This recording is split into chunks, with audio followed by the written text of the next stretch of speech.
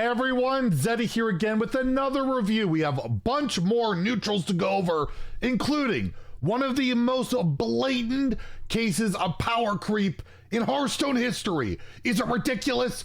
Not really, but it's pretty funny as it's just, yeah, outright power creep, except for one situation. I'll talk about that. And well, we have a giveaway going on. You can win some of these power creep cards, including the Death Knight cards. We have 2 mega bundles, 2 regular pre-orders in my pocket. All you gotta do is like a comment in the video description below, subscribe to the channel. Every 1,000 subs until all the reveals happen. I believe on the 26th, we will add another mega bundle to that giveaway. So hit that sub button, made me go broke. So yeah, the neutrals have really started to come in, and the Hearthstone subreddit has revealed a bunch of them. And we are starting off with Silvermoon Arcanist, a 3 mana 2/2 common that has spell damage +2. This is the cheapest we have ever seen spell damage +2, I believe. I think only 4 drops have had it before. I could be wrong, but I'm pretty sure that's the case. However, it comes with a downside. Battle Cry, your spells can't target heroes this turn. So typically when you play those spell damage +2 cards, you want to play them and then murder your opponent, right? This card doesn't do that. It's actually pretty reminiscent of maybe like a Morag Artificer, or that card that deals damage to enemy minions, right? Double enemy minions, that epic we just looked at earlier today. However, let's say there's this crazy world. You play Silvermoon Arcanist, and it lives. It lives for a turn. Then you can go face. You can utilize that spell damage, but it's a 2/2. That is just not gonna happen. So I really don't know the utility of this card, to be honest with you. It just seems like a interestingly designed card, a kind of a cool little card, but at the end of the day, I don't see it really that playable. And it's also not very good in Shudderwock Shaman, I guess, as you stack a bad Battle Cry. Not that that's relevant. You're not really gonna put spells to your opponent's face in WoW with Shudderwock. I just think it's kind of funny. So yeah, I'm gonna give this honestly a 1 out of 5 in Standard and Wild. I just can't really think of what you're gonna do with it, where like in a Wild where Morag Artificer doesn't work already, or again, that epic we saw that doubles the damage is quite often better than spell damage +2 anyways. And yeah, just a weird one, but I think the design's interesting at least, and the artwork is really, really cool. Next, we have the Crystal Broker. I'll mention the power creep card when we get to it, though. I mean, you probably will know it when you see it if you played since Descent of Dragons. But this card, the Arena Breaker, Crystal Broker.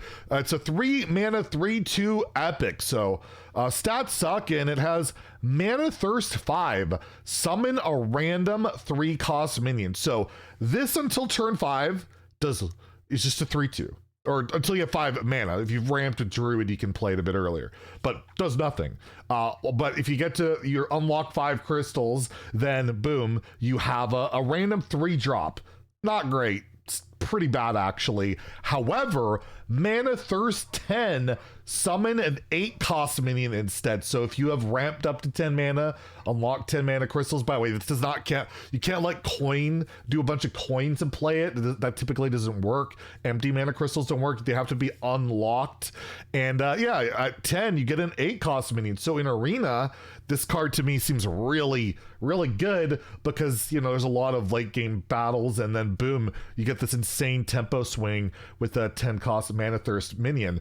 And I'm not entirely sure. I don't believe Bran works with this, by the way. I think I made a mistake talking about that value legendary in the prior video, but this is not a Battle Cry. Mana Thirst is Mana Thirst, right? It shouldn't count as a Battle Cry. So the best you can do with this, is my understanding, is 1 8-cost minion. And it says summon a random 3-cost minion instead. I'm assuming that the 10 will override the 5, that you won't get both. It doesn't say an additional, it says instead. So I believe you would not get a 3 and an 8 cost. Regardless of all that information, I can't see this as a ladder card. It's really slow. It's a card that literally is unplayable in your hand until 5 mana crystals, and then you're just getting a 3-drop. I'm gonna give this a 1 as well. I do not think this card is very good outside of Arena, where I do think, well, if the mode's ever unlocked, it's still currently locked. I just don't see it being all that strong. We have the Sanctum Spellbender, 4 mana, 3/6 epic. Whenever your opponent targets another minion with a spell, redirect it to this. So this is like Spellbender, the minion, right? A Spellbender was a mage secret that the first spell your opponent would target on any minion, it would target that instead. So when Spike Ridge Steed was a meta card, or like any big buff, that's pretty good. But it's such an easy card to play around. A really clunky style of tech card. I mean, it's really good to meta where like Paladin, when it was dominant in Ongoro with Spike Ridge Steed, where yeah, maybe this card would be pretty good. And but it's only your opponent. You can't like use this like the old Genie card, which would was a 5-drop, which would copy up spells. It's really just a direct kind of counter. I mean, it's also a way of like trying to play around hard target removal to make it, but then this just dies. I don't know. I'm gonna give this a 1 as well. I mean, it's a cool card, but I just like, why? What are you playing this in? Why are you playing this card? Like, in Arena, it might be all right again because harder to remove and people want to play buffs, but on ladder, it's just so situational, clunky, and outright bad in a lot of spots that yeah, I'm gonna give it a 1 in standard and wild. So the epics, they're living up to the epic style of like interesting design and like mechanics, but overall, yeah, they're not really killing it. Here's the power creep, ladies and gentlemen. Amber Whelp, a 3 mana 3/3 dragon. We got a new dragon. Getting random dragon support. Maybe there'll be more. Battle Cry. If you're holding a dragon, deal 3 damage. There was a card. Like, this is outright power creep in everywhere. Wait, Scale Rider was a 3 mana 3/3 without the dragon tag. Without it, if you're holding a dragon, deal 2 damage. So it would deal 1 less damage and was not even a dragon. And this is a dragon, deals 1 more. Outright ridiculous power creep. It's actually kind of silly though, because this card was playable. Scale Rider was a playable ladder card. People played it in like Dragon Hunter in particular, Dragon Druid, like in Biggin Druid. It was a good card, and this one's just better. It's better, except for the one exception. There's that one card, can't remember the name of it, that can, it's like a hate card on dragons in wild only. It's a 3 mana 4/3. It will die to that, whereas Scale Rider doesn't. So outside of that, yeah, it's power crap. I mean, you play the dragon deck, Kazakusan deck. It's not terrible. You know, SI Agent's pretty sad these days. I'm going to give it a 3 for dragon decks, 3 in standard. I guess in wild, but like, oh man, that's a stretch. I'll give it a 2 in wild because that stuff just doesn't work. But maybe you're playing like a dragon deck, like a Lady Prestor deck. And yeah, it might work out there, you know, that's a playable card. And yeah, it's power creep, like ultimate power creep in almost every regard. And it's still like a 3-star card. So you see how things escalate and why they do what they do. Although I wish sometimes they would dial it down. And then we have the Bloodied Knight. It's kind of a gross name. 3 mana 4/5. It's a 3 mana Yeti. At the end of your turn, deal 2 damage to your hero. This, I believe, is the first card since United in Stormwind that Warlock has access to a new self-damaging card. I could be wrong about this, but they have avoided self-damaging cards so heavily since the Demon Seed. Not that this is going to put it over the top and make the Demon Seed a thing again. It's just interesting. So yeah, you get a 3 mana 4/5 ahead of curve. Maybe play it in aggressive deck. Maybe that especially like the Blood Death Knight deck that's already kind of doing self-damaging, wanting to get stats. Maybe it's worth it there. Typically just 3 mana. I mean, there's a 3 mana Yeti right now for Rogue where you combo. Sees like 0 play, but this is neutral. Other classes can use it. It's just, again, early stats. We have a 2 mana, 5/4 for Demon Hunter that barely works. Bibliomite, whatever it's called. I'm gonna give it a 2 out of 5 standard wild. It's not terrible, but I don't think it makes the cut. And I gotta say, this flavor text, absolutely amazing. Chillwind Yeti would never betray you like this, so absolutely awesome. Next, we have Translocation Instructor. This is a 5-mana 4/4 rare battle cry. Choose an enemy minion, swap it with a random one in their deck. So this can be like a disruption style card where you try and, you know, swap something with a combo piece, a value piece in their deck. It can just get rid of like a really big minion, and you just hope that you don't hit another big minion. And other than that, this card's not doing a heck of a lot. It only works on enemy minions. It's like Goya. Wasn't that like a legendary back in the day, like 6-mana legendary Goya? You could swap one of your own minions on the board with one into your deck, and that was only with friendly minions. So it's a mana cheaper, and it only affects the enemy. I just don't know what you're doing with this. I really don't. There's probably some troll shenanigans, but it's a really bad like disruption style card. It's just really bad in my opinion. I cannot imagine this sees realistic competitive play, but I guess crazier things have happened.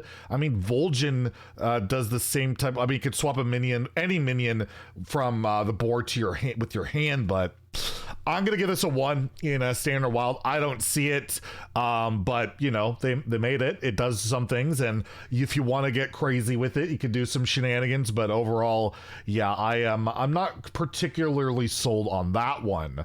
We have the Coroner, a 2-mana 2/2 battle cry. Freeze an enemy minion. This cannot freeze the face like Glacial Shard in Wild, which is a 1-mana 2/1 elemental. Why am I mentioning all this? I don't know. But Mana Thirst, so if you have 6 unlocked crystals, 6 mana available, you silence it first. So it's important to silence first, then freeze, because if you freeze and then silence, well, what's the point? But yeah, you can get rid of the effect and all of that. It's not bad. You know, freeze cards typically see play. You know, it's relatively cheap. It's no Glacial Shard in terms of its cheapness, and I would argue it's worse because, again, you can't freeze the face against a weapon deck that can be very relevant, especially when you have like cards like Necrolord Draka for Rogue out there. And again, it's not a bad card, but I don't think it sees a lot of meta play. The silence effect at 6, it's like you got to get to 6 mana, and then yeah, you get the silence on top of it. It's fine, but I don't think it's going to see play even as like a fringe tech option. I don't think it's a 1, but I am going to give this a 2 out of 5 in standard and wild. Probably doesn't make the cut, but maybe it does hit that little niche tech card in some Renethal deck at some point. But again, not super sold on it. We have a common here, a 4-mana 4/4 Silvermoon Armorer. It's got Rush, so not too bad. But if you have 7 mana thirst 7, you gain +2/+2. It's 6/6 with Rush. Good arena card. It's a good arena card, and I think we'll leave it at that. Like, I don't think you're playing this in any real deck. Maybe a hand buff deck. I don't know. Rush Warrior makes a comeback. Other than that, yeah, I'm gonna give this it's an arena card. I don't think it's terrible. It has some utility in certain decks, so I'll give it a 2, not a 1. But yeah, it's kind of like, this is what Mana Thirst does type of card, right? Like you'd put on like your pamphlet if you were advertising it as like the basic concept of it. So yeah, 2 out of 5 in standard and wild. And then lastly, we have here the Hawkstrider Rancher, 3-mana 2/5 epic. After you play a minion, you give it +1/+1 and Death Rattle, summon a 1/1 Hawkstrider. And a 1/1 Hawkstrider just looks like this. It's a beast, so that's relevant if you're looking for a beast tag. And this is a snowball minion. It's pretty good. It's not after you summon, by the way. You have to play it, so this isn't like buff tokens or anything like that. But for like a tokenish deck, yeah, just anything that likes to go wide and play a lot of cheap minions is really good. You're giving a good buff. You're effectively giving +2/+2, although +1/+1 is delayed, to every minion you play. I think this sees realistic play in like maybe even like aggro druid could use this. They play a lot of minions and the board becomes really sticky, really resilient. I could see this in like Unholy Death Knight, where they want a lot of stuff to stick, get corpses. That could go really well into Death Knight. Yeah, it's a really good card. I actually think for those type of aggro decks, and like it's got 5 health, this is hard to kill. I think it's a really, really good card. I'm going to give it a 4 to 5 in standard, and I could see it seeing play in certain like aggro decks and wild. I'll give it a 3 there, where it's probably a little bit too slow, but this is a solid card that is really hard to remove and just snowballs like out of control. If it said after you summon a minion, we might be talking 5-star, like really, really good card, but still, I think this is a very, very solid aggro card. So I believe, let's double check the subreddit that they haven't added any more cards. But yeah, it looks like that's all the cards for today. The rest of the neutrals, all the neutrals will be revealed tomorrow. So we'll be able to Furycraft at least entirely all of Death Knight tomorrow. You'll be able to put all the neutrals, all the Death Knight cards together, and then all the other class cards will start the day after tomorrow. So stay tuned for all of that. If you enjoyed the video, please like and subscribe. Have a great day and stay salty, my friends.